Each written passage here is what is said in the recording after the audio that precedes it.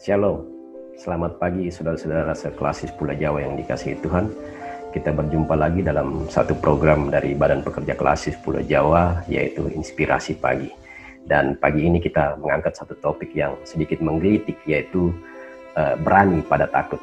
Kita sudah sering mendengar topik-topik ketakutan atau jangan takut, tapi kali ini kita akan bicara soal berani pada takut. Nah, kenapa kata berani yang kita angkat? Karena kata berani ini mengandung power di dalamnya, mengandung sesuatu yang positif, kalimat positif, kalimat aktif di situ, dan di dalamnya mengandung inisiatif, proaktif, dan power, kekuatan di dalam kata berani ini. Berani atau orang yang punya keberanian itu sebenarnya bukan orang yang tidak punya ketakutan, tetapi orang berani atau berani ini adalah kemampuan seseorang menempatkan rasa takutnya itu menjadi di bawah atau subordinasi dari keberanian, sehingga yang nampak adalah keberanian dalam kehidupan. Nah, demikian sebaliknya, orang yang takut itu ialah karena dia menempatkan rasa beraninya menjadi subordinasi di bawah dari posisi takut, sehingga yang nampak personifikasinya adalah ketakutan dalam kehidupan. Nah, Bapak Ibu saudara-saudara yang dikasihi Tuhan, dalam diri setiap kita, dalam diri setiap manusia itu ada dua hal yang selalu saling tarik menarik dan saling ingin mendominasi, saling ingin mempengaruhi, yaitu berani dan takut itu. Dan itu kalau di dalam ilmu-ilmu sekuler dikatakan menguasai alam bawah sadar kita. Kalau dalam Alkitab itu dikatakan bahwa kehidupan hati dan pikiran jiwa kita itu hanya dikuasai oleh dua hal. Kalau bukan roh Tuhan atau roh kudus, maka yang ada adalah kedagingan atau roh dunia. Dan itu terkonfirmasi di dalam Galatia pasal 5 soal hidup oleh roh atau hidup oleh daging. Dan manifestasi kehidupan atau personifikasi kehidupan orang, buah-buahnya bisa dilihat apakah dia hidup oleh roh Tuhan atau hidup dalam kedagingan lewat perbuatan-perbuatan. Itu yang disampaikan Galatia pasal 5. Nah, saudara-saudara, iblis selalu punya dua senjata klasik yang sudah didemonstrasikan iblis ketika mulai zaman penciptaan Adam dan Hawa, kejatuhan Adam dan Hawa sampai pada hari ini. Nah, dua senjata klasik itu, yang pertama adalah senjata manipulasi kebenaran atau kebohongan. Jadi kebohongan ini adalah manipulasi kebenaran, dan itu yang selalu dipakai iblis sebagai senjata. Makanya iblis dikatakan sebagai raja dusta, raja kebohongan. Yang kedua, senjata kedua iblis adalah intimidasi, ketakutan, menciptakan ketakutan luar biasa yang turunan-turunannya itu adalah khawatir, cemas, ragu, tidak punya kepercayaan pada Tuhan. Nah, ini adalah senjata kedua iblis, yaitu mengintimidasi atau menciptakan ketakutan. Makanya dalam konteks ini iblis dikatakan sebagai raja kegelapan, karena selalu menciptakan ketakutan dalam diri setiap orang untuk dikuasai. Nah, contoh-contoh penggunaan atau demonstrasi senjata iblis soal kebohongan atau manipulasi itu sudah dirasakan oleh Adam dan Hawa, ya. Bagaimana iblis memanipulasi larangan Tuhan untuk tidak memakan buah di tengah taman itu dipelintir oleh iblis, akhirnya menciptakan manipulasi dan kebohongan sehingga Adam jatuh. Kemudian juga ketika Yesus dicobai di padang gurun, iblis ingin kembali mendemonstrasikan manipulasi dan kebohongannya, tapi sayangnya dia gagal karena dia berhadapan langsung dengan Tuhan, yaitu Yesus Kristus. Kemudian soal yang kedua, intimidasi, senjata klasik iblis yang kedua, intimidasi ketakutan, itu pernah didemonstrasikan lewat instrumen menggunakan istri Ayub. Ketika istri Ayub mengatakan kepada Ayub, apakah engkau masih mau menyembah Tuhan Allahmu?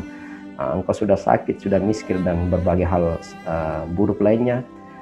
Itu digunakan oleh iblis untuk mencobai Ayub. Kemudian juga kasus orang kaya yang bertemu dengan Yesus lalu menanyakan bagaimana cara saya bisa masuk surga. Yesus mengatakan, juallah hartamu lalu kemudian kamu ikut saya. Tetapi karena intimidasi, ketakutan, khawatir, takut miskin, takut kehilangan harta, mamon yang berkuasa pada diri orang muda itu, akhirnya dia undur, tidak mau menjual hartanya, dan dia undur mengikut Yesus. Ini cara-cara demonstrasi iblis menggunakan senjata-senjatanya di dalam gambaran di Alkitab. Kemudian ketika Petrus menyangkal Yesus, juga itu bagian dari ketakutan, intimidasi yang diciptakan oleh iblis. Ketika para rasul, murid-murid lari tunggang langgang ketika Yesus ditangkap, itu bagian dari hal-hal yang diciptakan iblis untuk menguasai kehidupan kita. Nah, saudara-saudara, senjata iblis dua tadi itu yang merupakan senjata zaman dulu, senjata klasik, sampai hari ini tetap didemonstrasikan dalam seluruh kehidupan kita dan dikontekstualisasi berdasarkan zamannya. hari ini kita hidup dalam dunia begitu modern, media sosial, IT, kemudian HP, berbagai macam teknologi lainnya, artificial intelligence, semua dimanfaatkan oleh iblis. Jadi setiap hal itu, instrumen apapun itu, iblis selalu berusaha untuk menungganginya. Kita sudah diintimidasi lewat berita hoax, berbagai kebohongan berita yang diciptakan di media massa itu juga ditunggangi oleh iblis. Bahkan hari ini ketakutan kita menghadapi COVID, kita harus begitu mencekam karena sebagian besar dari hal-hal itu juga sudah ditunggangi oleh kekuatan-kekuatan salah ini yang dimanfaatkan oleh iblis. Bapak Ibu yang dikasihi Tuhan, kita kembali pada topik sentral kita, yaitu berani. Berani ini bahasa Inggris yaitu keteguhan, courage. Di situ di dalam firman Tuhan, berani itu muncul karena adanya iman kita kepada Tuhan Yesus. Efesus 3 ayat 12 itu terkonfirmasi, Ibrani 10 ayat 19. Kemudian berani juga itu adalah bagian dari manifestasi karena adanya kebenaran dalam diri seseorang. Di kisah Amsal 28 ayat 1 dikatakan, orang fasik lari tunggang langgang, lari takut, tetapi orang benar merasa aman-aman saja. Kemudian berani juga adalah manifestasi karena adanya pengharapan kita kepada Allah. Itu 1 Timotius 3 ayat 13. Yesaya 50 ayat 7. Kemudian berani juga itu adalah bagian manifestasi karena ketaatan kita, ketaatan anak Tuhan kepada Allah. Itu kisah Rasul 4, kisah Rasul 5 digambarkan bagaimana Petrus dan Yohanes memberikan keteguhan, menyampaikan firman ketika di depan sidang mahkamah agama. Waktu itu dalam kisah Rasul, bagaimana keberanian mereka berbicara tentang firman Tuhan di tengah ancaman situasi yang ada pada saat itu. Nah, saudara-saudara yang dikasihi Tuhan, jadi kesimpulannya bahwa keberanian itu muncul karena adanya kebenaran, adanya pengharapan, adanya kesetiaan, adanya ketaatan kita, sehingga keberanian dalam diri kita itu muncul. Tentu ini karena pekerjaan Roh Tuhan. Kemudian keberanian adalah manifestasi dari iman, pengharapan, dan kasih. Terkonfirmasi ini dari 1 Yohanes 4 ayat 18, khususnya 18b, dikatakan bahwa sebab ketakutan mengandung hukuman, dan barang siapa takut ia tidak sempurna di dalam kasih. Artinya ketakutan itu mengandung hukuman. Jadi lawan dari kasih salah satu adalah ketakutan. Nah, Bapak Ibu, sesungguhnya Tuhan sudah memperlengkapi kita, setiap individu anak-anak Tuhan ini, dengan roh keberanian. Kita tidak diciptakan untuk takut sebenarnya. 1 Yohanes 4 ayat 4 mengatakan, sebab roh yang ada di dalam kamu, di dalam kita ini lebih besar daripada roh yang ada di dalam dunia. Itu pekerjaan Tuhan. Jadi berani takut itu tidak sekedar masalah psikologi, tetapi adalah masalah kualitas rohani kita, kualitas rohani seseorang. Contoh saja, seorang anak kecil itu dilahirkan sebenarnya dengan roh keberanian. Anak kecil itu mulai belajar jalan, merangkak, tidak takut pada hal-hal yang menakutkan, tidak takut pada hantu, tidak takut pada celaka, tidak takut api, teriris, barang tajam, lubang, dan seterusnya.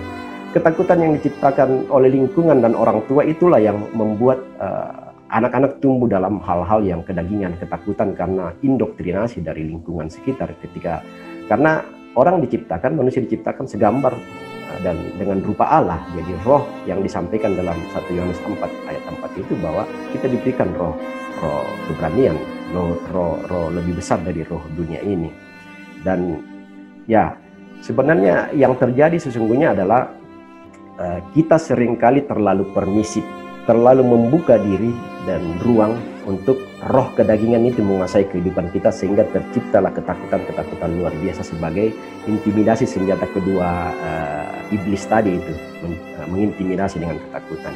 Situasi yang kita hadapi hari ini, situasi pandemi COVID ini adalah secara kasat mata juga telah menciptakan intimidasi, ketakutan yang luar biasa pada diri kita. Padahal sebenarnya pandemi ini tidak sesangat, tidak seseram dengan pemberitaan, dengan kebijakan-kebijakan, dengan ketakutan yang luar biasa yang kita alami hari ini, sehingga kita seolah-olah pasif. Nah, dari sisi psikologis, ketakutan membuat kita pasif, paranoid, dan tidak berani melakukan sesuatu yang baik. Nah, dari sisi medis juga terkonfirmasi bahwa hormon stres itu, hormon adrenalin, hormon kortisol itu yang membuat imun kita menjadi lemah kalau kita stres, takut, cemas. Nah, kemudian kalau kita gembira, makanya firman Tuhan mengatakan hati yang gembira adalah obat. Itu terbukti lewat medis juga bahwa hormon endorfin, hormon serotin itu sangat menguatkan imun tubuh kita, dan itu hanya keluar kalau kita gembira, sukacita, dan tidak takut. Kalau kita takut, hormon negatif yang muncul, kortisol dan adrenalin yang merusak tubuh kalau itu berlebihan, dan kita mudah jatuh sakit. Dan inilah sebenarnya yang kita takutkan, justru pandemi ini kalau kita hidup dalam kecemasan, justru kita sakit bukan karena virus coronanya, tetapi karena imun kita yang turun karena dilingkupi ketakutan. Dan disitulah luar biasanya iblis menunggangi segala sesuatu, segala peradaban yang terjadi hari ini. Nah, saudara-saudara yang dikasih Tuhan, ketakutan harus dijadikan musuh bersama oleh seluruh jaringan tubuh kita. Kita harus jadikan musuh bersama. Jadi mulai dari hati kita, perasaan, pikiran kita, jaringan sel-sel di dalam tubuh kita, seluruh indera, raga kita ini harus bersatu melawan ketakutan ini, dan kita muncul sebagai seorang yang punya mental yang berani menghadapi segala sesuatu. Dan hanya satu cara mengusir ketakutan itu, yaitu berfokus pada Yesus, berfokus pada firman Tuhan.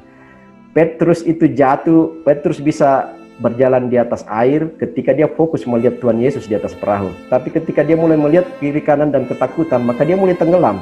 Nah itu kalau perspektif itu kita tarik dalam kehidupan kita, maka ketakutan hari ini yang kita hadapi itu harus kita lawan dengan berfokus pada Tuhan Yesus. Berfokus pada firman Tuhan bahwa Tuhan tidak akan meninggalkan kita. Tuhan akan beserta kita dalam segala jatuh bangunnya kehidupan ini. Dan yakinlah bahwa kita akan baik-baik saja dalam pandemi virus ini ketika kita memegang firman Tuhan dan fokus pada Yesus Kristus yang memiliki kehidupan kita ini. Sekian dan terima kasih. Tuhan memberkati kita, dan kita berdoa. Tuhan Yesus, terima kasih. Kuatkan kami menjalani kehidupan kami. Beri kami roh kekuatan-Mu, roh keberanian-Mu, sehingga kami hidup sebagai pemenang di dalam Tuhan Yesus. Di dalam nama Tuhan Yesus kami mohon dan bersyukur. Amin. Terima kasih. Sampai jumpa pada kesempatan yang lain. Shalom. Tuhan memberkati kita.